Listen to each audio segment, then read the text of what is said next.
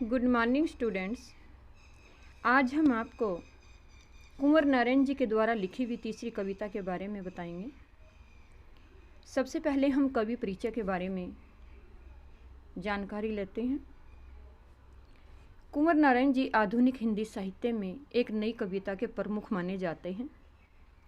इनका जन्म उत्तर प्रदेश के फैजाबाद जिले में 19 सितंबर सन 1927 को हुआ था। इनकी प्रारंभिक शिक्षा स्थानीय स्कूल में ही हुई थी और इन्होंने लखनऊ विश्वविद्यालय से उच्च शिक्षा ग्रहण की। कुछ दिनों के बाद युग चेतना नामक प्रसिद्ध साहित्यिक मासिक पत्रिका का संपादन किया। ये एक भ्रमणशील कवि थे। इन्होंने हिंदुस्तान के साथ साथ अनेक विदेशों की यात्रा की। ये तीसरे सप्तक के प्रमुख कवि माने जाते हैं और बहुमुखी प्रतिभा के ओतप्रोत साहित्यकार हैं। इन्होंने अपनी अनेक रचनाएं लिखी। काव्य प्रबंध काव्य, कहानी संग्रह, समीक्षा और साक्षात्कार। इतना साहित्य के क्षेत्र में पदार्पण करके इन्होंने अनेक प्रसिद्धि हासिल की। यहाँ पर इनकी दो कविता हैं। कविता के बहाने बात सीधी थी पर, अपनी बात को इन्होंने दो भाग में प्रयुक्त किया है। सबसे पहली कविता है यहाँ, कविता एक उड़ान है चिड़िया के बहाने। कविता की उड़ान भला चिड़िया क्या जाने, बाहर भीतर इस घर उस घर, कविता के पंख लगा उड़ने के माने, चिड़िया क्या जाने। प्रस्तुत पंक्तियों में कवि कहते हैं कि अपनी भावाभिव्यक्ति की अत्यंत ऊंची उड़ान भरता है। जैसे चिड़िया ऊंची उड़ान लेती है, वैसे ही कविता में कवि अपनी अभिव्यक्ति की ऊंची उड़ान भरता है। इस कविता की उड़ान को चिड़िया नहीं समझ सकती। कवि अपनी अभिव्यक्ति बाहर भीतर प्रत्येक घर के अनुभव के द्वारा करता है। कविता में कवि की उड़ान सीमाओं के बंधनों से मुक्त होती हैं। कविता में कवि ने अपनी अभिव्यक्ति रूपी पंख लगाकर उड़ता है। इस कविता की उड़ान को भला चिड़िया कैसे जान सकती है, अर्थात चिड़िया की उड़ान से बहुत ऊंची उड़ान कवि की होती है। निम्न पंक्तियों में कवि ने जो काव्य सौंदर्य दर्शाया है, कवि ने कविता को अपार संभावनाओं से प्रकट किया है।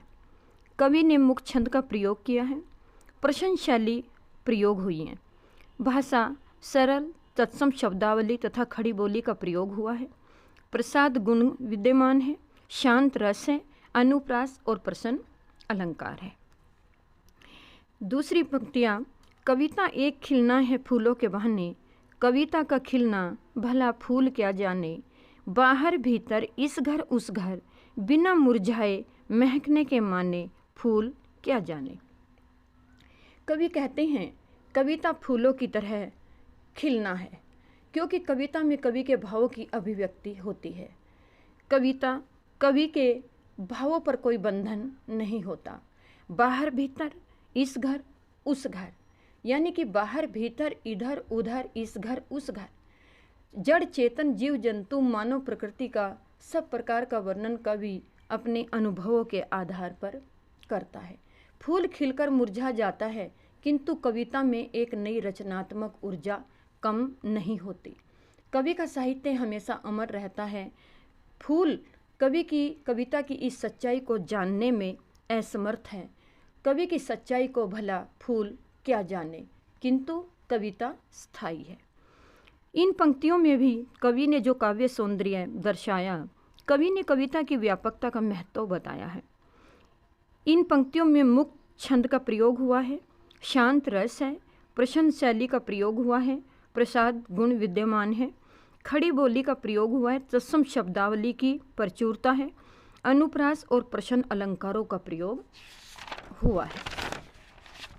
यहाँ पर तीसरी पंक्तियाँ, कविता एक खेल है बच्चों के बहाने, बाहर भीतर इस घर उस घर, सब घर एक कर देने के माने, बच्चा ही क्या जाने।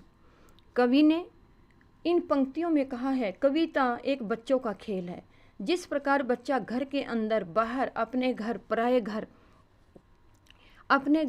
घर सभी में खेलता है, उसी प्रकार कविता में भी कोई सीमा नहीं होती। कविता भी शब्दों का खेल है और शब्दों के इस खेल में जड़, चेतन, अतीत, वर्तमान और भविष्य सभी समाहित हैं। निम्न पंक्तियों में कवि ने काव्य सौंदर्य जो बताया है, कवि ने कविता को व्यापक रूप दिया है। खड़ी बोली का प्रयोग हुआ है, सामान्य बोलचाल की भाषा है और तत्सम शब्दों के साथ विदेशी शब्दों का भी प्रयोग हुआ है। प्रसाद गुण विद्यमान है। कविता मुक्त छंद से है, अनुप्रास और अलंकार है और शांत रस का प्रयोग हुआ है। इस कविता का जो पार्ट सेकंड है, बात सीधी थी, यहाँ पर मैं दूसरा पार्ट बता रही हूँ। बात सीधी थी पर एक बार भाषा के चक्कर में जरा टेढ़ी फंस गई।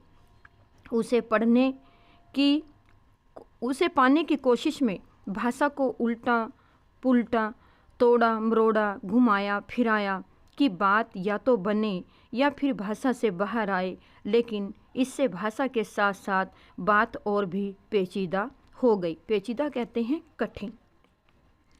निम्न पंक्तियों में कवि ने कहा कि बात बहुत सीधी थी, बात सरल थी, मैं बात करना चाहता था किंतु बात क्लिष्ट हो गई, यानी कि ज़्यादातर घूम गई। मेरी बात सरल ढंग से जो कहना था, बात को जितने प्रभावशाली ढंग से समझा जा सकता था, उतनी ही अभिव्यक्ति को समझना कठिन हो गया। उस भाव तक पहुंचने के लिए कई बार शब्दों को परिवर्तित किया गया, यानी कि भाषा के जो शब्द थे उन्हें उल्टा पलटा, तोड़ा मरोड़ा, घुमाया फिराया। कई बार भाषा को परिवर्तित किया, इधर उधर किया, किंतु बात का सही अर्थ नहीं समझ आया। कठिन भाषा प्रयोग से मेरी बात का अर्थ सामने नहीं आया भाषा के शब्दों में, लेकिन भाषा के साथ साथ भाषा के शब्दों में का सही प्रयोग न होने के कारण मेरी बात उलझती चली गई और अंत में वह भाषा बहुत पेचीदा हो गई, यानी कि वह भाषा कठिन हो गई, क्लिष्ट हो गई, दुष्कर हो गई। आगे दूसरी पंक्तियाँ, सारी मुश्किल को धैर्य से समझे बिना मैं पेंच को खोलने के बजाय उसे बेतरह कसता चला जा रहा था, क्योंकि उस करतब पर मुझे साफ सुनाई दे रही थी तमाशबीनों की शाबाशी और वाह वाह। आखिरकार वही हुआ जिसका मुझे डर था। जोर जबरदस्ती से बात की चूड़ी मर गई और वह भाषा में बेकार घूमने लगी। निम्न पंक्तियों में कवि कहते हैं कि जब मैंने किसी भाषा का सही प्रयोग करने से अपनी बात को मुश्किल बना दिया था, तब मैं अपनी गलती को धीरज रखकर समझ नहीं सका। भाषा के पेंच खोलने की बजाय उस पेंच को जबरदस्ती कसता चला गया। सभी मेरी बात की कथन शैली को सुनकर मेरा मजाक उड़ाने लगे, यानी कि जो तमाशबीन थे वो शाबाश और वाह वाह की आवाज़ से मेरा मजाक करने लगे। पर सभी तमाशा देखने वाले मुझे शाबाशी भी दे रहे थे तथा मेरी वाहवाही भी कर रहे थे। आखिरकार भाषा की कठिनता मेरी बात की चूड़ी मर गई। मेरी बात की जो थी चूड़ी मर गई, अर्थात मेरी बात बिल्कुल अस्पष्ट हो गई और वह अभिव्यक्ति के लिए तलाशने का काम करने लगी। निम्न पंक्तियों में कवि का मानना है कि कविता जो है यहाँ पर बात को अधिक घुमा फिराकर पेश नहीं करना चाहिए। निम्न पंक्तियों में कुछ तत्सम शब्दों का प्रयोग हुआ है, भाषा सरल सहज खड़ी बोली है, कहीं कहीं पर अनुप्रास अलंकार का प्रयोग हुआ है, शांत रस है, प्रश्न अलंकार का प्रयोग हुआ है। हार कर मैंने उसे कील की तरह सभी जगह ठोक दिया, ऊपर से ठीक ठाक पर अंदर से न तो उसमें कसाव था न ताकत। बात में जो एक शरारती बच्चे की तरह मुझसे खेल रही थी, मुझे पसीना पोंछते देख पूछा क्या तुमने भाषा को सहूलियत से बरतना कभी नहीं सीखा। निम्न पंक्तियों में कवि कहते हैं, बात सीधी बात को मैंने गलत भाषा के प्रयोग से अस्पष्ट बना दिया, तब किसी भी तरह से मैंने ठीक भाषा की खोज न कर सका। अत हार कर मैंने चूड़ी समाप्त खराब हुए पेंच को उसी तरह उन्हीं शब्दों में फिट कर दिया जैसे चूड़ी मरा हुआ पेंच फिट हो जाता है। चूड़ी मरा पेंच दीवार में ठोकने पर ऊपर से ठीक ठाक दिखाई देता है, लेकिन उसमें न तो कोई कसाव होता है और न कोई ताकत होती है, न किसी चीज़ को पकड़ने की शक्ति। वैसे ही निरर्थक शब्दों के प्रयोग से मेरी सीधी सी बात में अर्थवत्ता थी और न ही कथन की सही स्पष्टता। सीधी सी बात स्पष्ट होने के शरारती बच्चे की जिद की तरह समान मेरे शब्दों में अभिव्यक्ति खेल रही थी, क्योंकि किसी तरह भी शब्दों का सही प्रयोग न होने से मैं जब थक गया तो हारकर अपना पसीना पोंछने लगा। अर्थात मुझे थका हुआ देखकर मुझे लगा कि किसी ने मुझसे यह प्रश्न किया है, क्या तुमने भाषा का स्पष्ट एवं सावधानीपूर्वक प्रयोग करना नहीं सीखा? अर्थात सीधी बात को साधारण भाषा में स्पष्ट करना क्या तुम्हें नहीं आता? क्या तुमने कभी नहीं सीखा? निम्न पंक्तियों में कवि ने काव्य सौंदर्य जो प्रकट किया है, इसमें कवि ने अपनी बात को स्पष्ट रूप से कहने का, रचनात्मक व्याप्तता को प्रकट करने का, शब्द किसी भी सीमा में बंधे नहीं रहते। खड़ी बोली का प्रयोग हुआ है, सामान्य बोलचाल की भाषा के शब्दों का अधिक प्रयोग हुआ है, प्रसाद गुण है, प्रतीकात्मकता विद्यमान है, अनुप्रास अलंकार का प्रयोग हुआ है, मुक्त छंद, पूरा पैरा मुक्त छंद से लिखा गया है। इसमें मुक्त छंद है, शांत रस है।